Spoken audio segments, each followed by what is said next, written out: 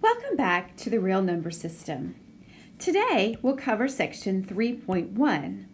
In this section, we'll talk about numbers and their origin. We'll also talk about different numeration systems, like the system we use, the Hindu-Arabic system. We will also focus on place value and counting in base 10, which is what we're used to, as well as other commonly used bases. So let's get started. A numeration system is a collection of properties and symbols agreed upon to represent our numbers. Numerals are the symbols that we use to represent our cardinal or our counting numbers. On your screen, you'll see different numeration systems that have been used in the past. So let's talk about a few of these. Well, first we have the Egyptian numeral system. This one is based on tally marks, which we'll talk about here in a little bit. It's kind of a bridge between tally marks and a place value system. Another system is the Babylonian numeration system.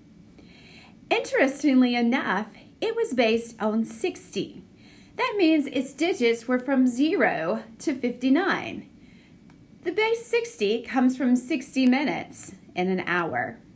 The Mayan numeration system is another number system that has been used in the past. It was one of the first systems that was based on place value. In other words, where a number is written tells us its value. It is based on 20 because you have 10 fingers and 10 toes for a total of 20. The tally numeration system uses single strokes or tally marks to represent each object. For instance, here are our first 10 counting numbers. 1 is a single stroke, and you'll notice that 2 is 2 strokes. 3 is 3 strokes, 4 has 4 strokes. And notice that 5 has 5 strokes and then a slash through it to represent that 5. For 6, we have 5 plus 1 stroke. 7 is 5 plus 2 strokes. 8 is 5 and 3 strokes. 9 is 5 and 4 strokes. And 10, of course, is 2 5s put together. The system that we currently use today is the Hindu-Arabic numeration system. All the numerals are based on 10 digits. It's what we call base 10. Our numerals are from 0 to 9. Place value is based on the powers of 10, what we call the number base of our system. Place value means that where a digit is written tells us its value. For example, in our system, we use base 10. The position of every digit represents a power of 10. In our next example, we have the number 65,984. In this diagram, we have represented the place value for every place. 6 is in the 10,000s place. 5 is in the thousands place, 9 in the hundreds, 8 in the tens place, and the 4 in the units place. Notice if we move from right to left, we have the units place is 1, the tens place is 10, or 10 to the first, the hundreds place is a 10 squared, then we have the next power of 10, 10 to the third, or the thousands place, and so on. To express 65,984 in expanded form, we start with the 6. 6 times, and I want to think about the power of 10. Well, 6 is in the 10,000s place, or 10 to the fourth. Our next digit is 5, and 5 is in the thousands place, so I'd write 5 times 10 to the third. 9 is our next digit. It's in the hundreds place, which is 10 squared. So we'd write 9 times 10 squared. The next digit is 8. It's in the tens place. And then our last digit is always our ones digit, and so we'd have 4 times 1. Many times we'll use base 10 blocks to represent place value. The blocks consist of units, longs, flats, and blocks as seen on your screen. If we put 10 units together, we get a long. If we put 10 longs together, you'll notice they make the flat. 10 flats stacked on each other gives us a block. We always want to use as fewest blocks as possible. So we're going to make some trades to use the fewest number of possible blocks. We have 11 flats, 17 longs, and 16 units. Now remember, we just said that 10 units is the same thing as 1 long. So if I make a trade and trade 10 units for a long, that's going to leave me with 6 units. And don't forget that long that we traded 10 units for. Now I have 11 flats, 18 longs, and 6 units. We also said that 10 longs is 1 flat. So I'm going to make a trade again. If I take away 10 longs, I get 8 longs. And 10 longs, remember, is the same thing as 1 flat. Now I have 12 flats, 8 longs, and 6 units. Because we're dealing with base 10, I can't have 10 or more of anything. The most number of flats or longs or units that I can have is 9. Well, notice we have 12 flats, so I need to make another trade. 10 flats is the same thing as 1 block. So if I trade 10 flats for a block, I end up with 2 flats and a block. So I have 1 block, 2 flats, 8 longs, and 6 units. This is the same thing as what I started with, but I'm using fewer blocks. Let's move to the next example. So notice here we have 9 flats, 14 longs, and 12 units. Again, we want to use the fewest number of blocks possible. So we're going to make some trades. 10 units is the same thing as a long. So when I trade 10 units for a long, that gives me 2 units and a long. I now have 9 flats, 15 longs, and 2 units. Once again, remember, I can only have 9 of anything. If I have 10 or more, I need to make a trade. So I'm going to trade 10 longs for a flat. That leaves me with 5 longs and a flat. Now I have 10 flats, 5 longs, and 2 units. Well, I can make one more trade. 10 flats is the same thing as a block. So when I trade those 10 flats for a block, I have no flats left, and those 10 flats made a block. Now I have 1 block, no flats, 5 longs, and 2 units. The next numeration system that we talk about is our Roman numerals. You may be familiar with these. An I represents a 1, a V represents 5, X represents 10, L represents 50, C represents 100, D represents 500, and M represents 1000. Our Roman numerals can be written using an additive property. For example, here we have MDCLXVI. Our M represents 1,000, plus the D represents 500, plus C represents 100, L represents 50, plus X represents 10, plus V is 5, plus 1. Add all of these together and you get 1,666. One thing that the Romans did is they noticed that they would have a lot of letters if they had to write a letter 4 or more times. So they also used what's called a subtractive property to avoid writing a symbol more than 3 times. Now, if you see a smaller value to the left of a larger value, that is implying subtraction. For instance, IV, the I is the smaller value, it's in front, so that tells us we're subtracting. V represents 5, I represents 1, so 5 minus 1 is 4. If we have IX, again notice the smaller value is first, that tells us we subtract. X represents 10 minus 1, so IX is 9. XL, L is 50 minus 10 is 40. XC, 100 minus 10 is 90. CD, 500 minus 100 is 400. Notice again, the smaller value was written first, that C, that 100. That's how I knew to subtract. And finally, CM, that's 1,000 minus 100 gives us 900.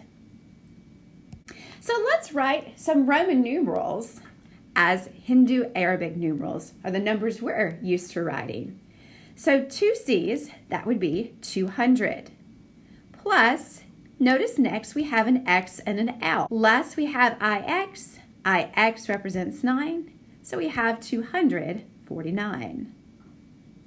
And part B, M represents 1,000, plus the CM, that was 900, plus, notice next we have LXXX. L is 50, plus I have 3 10s, so 50 plus 30 is 80. And last we have IV, which is 4. Add these together, we get 1984. But what if we want to take a Hindu Arabic numeral and write it as a Roman numeral? We do the same type thing. The 5 is in the thousands place, so I'd have 5 M's to represent the 5,000. 2 is in the hundreds place, so I'd have 2 C's to represent 200. 8 is in the tens place, that represents 80, so we'd have an LXX for 80, and then we don't have any ones here. Now, writing the 5 M's seems kind of cumbersome. So the Romans do have another way that they use to write something like 5,000. You'll see it written as a V with a line over it. That line over the V tells us we're multiplying by 1,000. So 5 times that line, 1,000, is 5,000. Part D asks us to use Roman numerals to represent the year 1944. So the 1 is in the thousands place, that's an M. 9 represents 900. Remember, 900 was CM. The 4 represents 40. That would be XL. And the last 4 represented by IV. As I talked about with the last slide, writing a line above a Roman numeral means it is multiplied by 1,000. So instead of writing 5,000 as M, we write it as a V with a line over it. That brings us to our next system, which is base 5. Now base 5 has 5 digits, and those digits are 0, 1, 2, 3, and 4. Notice that the available digits are always 1 less than the base you are working on. So here we have base 5, and the largest digit I can have is a 4. On the next screen, we have some representations of what's called the quinary system, or the base 5 system. You'll notice that the fingers represent our units, and a hand is acting as a long. In the second column, we have our base 5 symbols. Now notice it has a subscript of 5 written beside each of these numbers. Anytime we're in a base other than 10, we have to write the subscript so that whoever's looking at our number knows what the base is. In the last column, we have our base 5 blocks. So just like we have base 10 blocks, we have base 5 blocks. Our exchanges are different because remember 4 is the largest digit we have. So 5 units make a long, 5 longs make a flat, 5 flats make a block, and so on. As I mentioned before, when a number is written in any base besides 10, that base is written as a subscript next to our number. Get in the habit of doing this.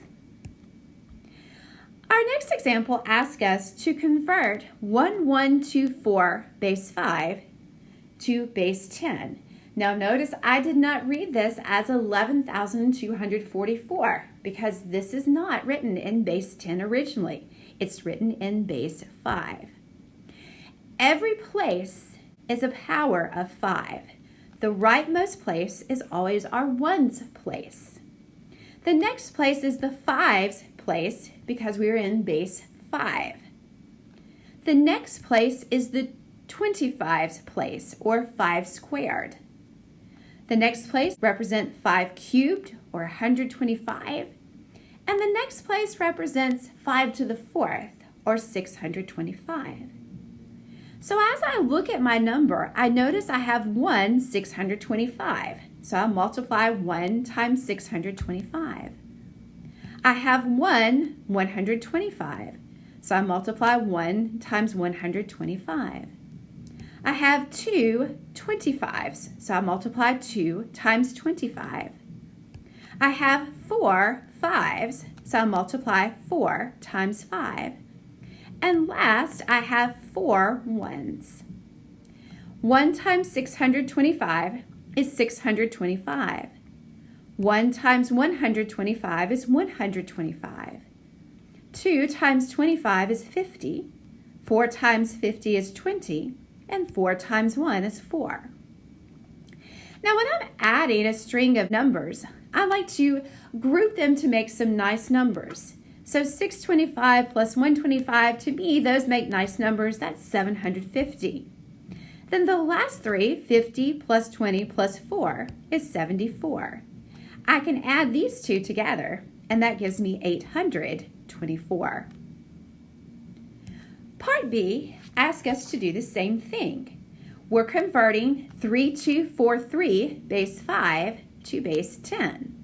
Again, remember, our first place to the right is always the ones place. The next place, since we're in base 5, would be the fives place. Then the next place would be 5 squared, or 25. And that first place would be 5 cubed, or 125. This time I have 3 125s. So I multiply 3 times 125. I have 2 times 25, plus 4 times 5, plus finally 3 1s, so 3 times 1.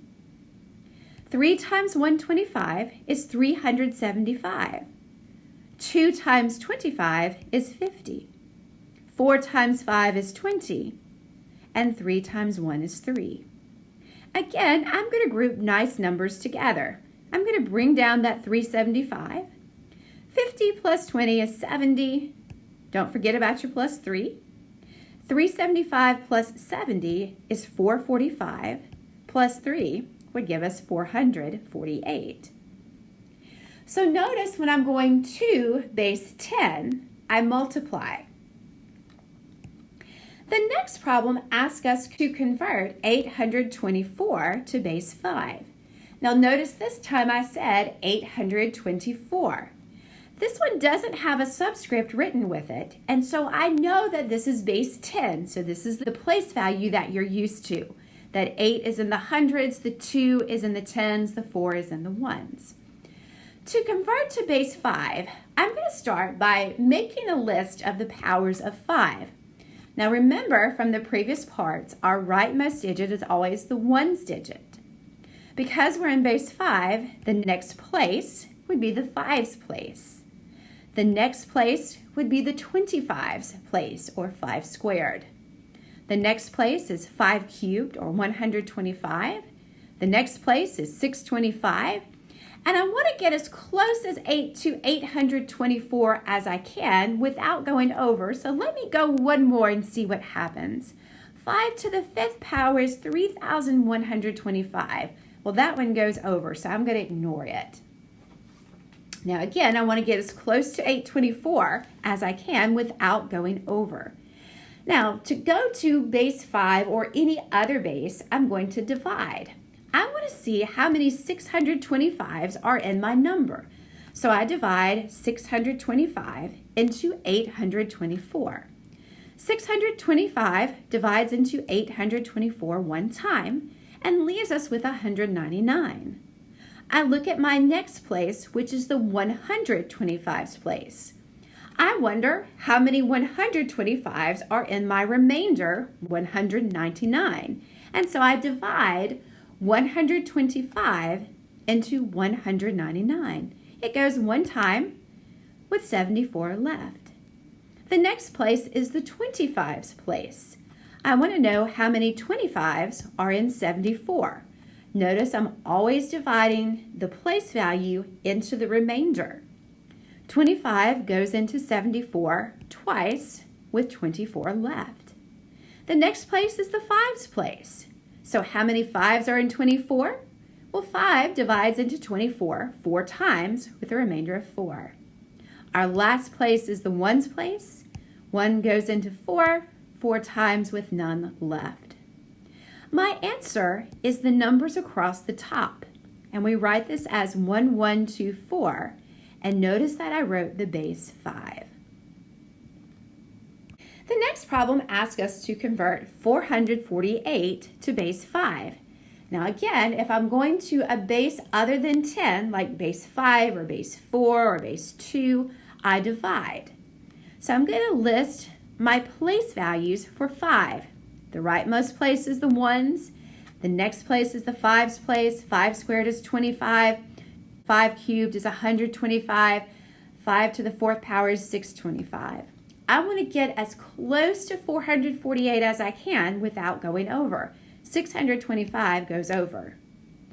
I want to see how many 125s are in 448. Well, it goes 3 times and leaves us with 73. Move to your next place, which is the 25's place. How many 25s are in 73? Well, there are 2, and that leaves us with 23. The next place is the 5's place. 5 goes into 23 4 times with a remainder of 3. And the last place is the 1's place. 1 goes into 3, that remainder 3 times, and leaves us with 0. Our answer are the numbers that are across the top. Those are called the quotients. And so our answer is 3243. And don't forget to write your subscript with the base 5. Anytime you're in a base other than 10, you always have to write that subscript to tell the base. Another system that's commonly used is called the binary system. It's the base 2 system. The only digits in base 2 are 0 and 1. Now this system is important because of computers. One of the 2 digits represents the presence of an electrical signal, and the other represents the absence of an electrical signal. We work problems with base 2 the same way as we worked with base 5. So in this problem, I'm asked to convert 10111 base 2 to base 10.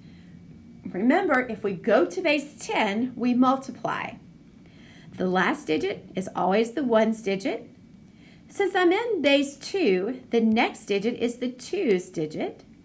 The next place would be the 4's place, or 2 squared. The next place is the 8 place, or 2 to the 3rd. And the first digit would be the 16's place, or 2 to the 4th. So I have 116 plus 0 times 8 plus 4 times 1 plus 1 times 2 plus 1 times 1. 1 times 16 is 16. 0 times 8 is 0. 1 times 4 is 4. 1 times 2 is 2. And 1 times 1 is 1.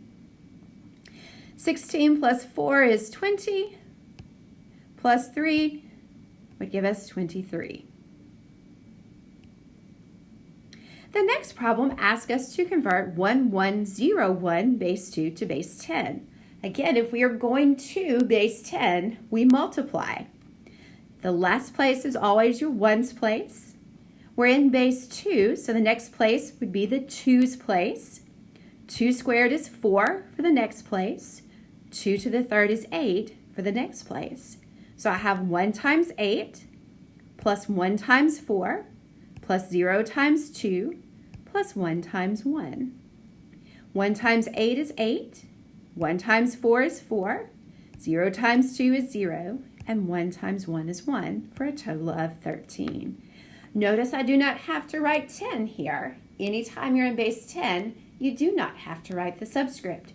It's only the other bases, like 2 or 5, that we have to write the subscript. The next problem asks us to convert 27 to base 2. Now, if I'm going to a base other than 10, I have to divide. So I'm going to make my table for base 2. The last place is always the 1's place. The next place is the 2's place because we're in base 2. 2 squared would be 4 for the next place. 2 cubed is 8 for the next place. 2 to the 4th is 16. And I want to get as close to 27 without going over. Well, the next power of 2 is 2 to the 5th, or 32, which is too big. I start with 16. How many 16s are in 27? Well, 16 goes into 27 one time. The next place is the 8's place. How many 8s are in my remainder of 11? 8 goes into 11 one time with 3 left. The next place is the 4's place. Well, how many 4s are in 3? Notice that there are no 4s. So I still have that remainder of 3. I cannot skip this place because place value is important. This is the 4's place. And I have to have a digit here to represent the 4's place. So that digit is 0. The next place is the 2's place. 2 goes into 3 one time with 1 left.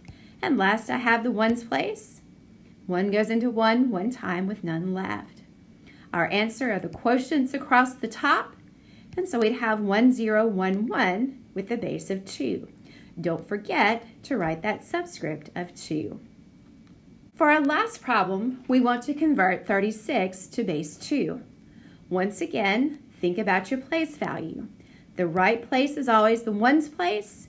We're in base 2, so the next place is the 2's place. Then we have 2 squared or 4, 2 cubed or 8, 2 to the 4th or 16, 2 to the 5th or 32. The next place would be 2 to the 6th or 64. I want to get as close to my number without going over, so 64 is too big. How many 32s are in 36? We'll divide. There's 1 32 with a remainder of 4. My next place is the 16's place. Now 16 goes into 4 0 times. As I mentioned before, I cannot skip the 16's place. I have to have a digit to hold that place, and my digit here is 0. The next place is the 8's place. 8 goes into 4 0 times. Again, I need that 0 to hold that place because place value is important. The next place is the 4's place. 4 goes into 4 one time with none left. Now I have 2 more places. I can't just skip these other places because, again, our place value is important. 2 goes into 0 0 times. I need that 0 to hold that 2's place. And 1 goes into 0 0 times. Again, I have to have that 0 to represent there are 0 1's in my problem or in my answer. My answer is the quotient across the tops. And so we'd have 1 0 0 base 2. And that brings section 3.1 to a conclusion.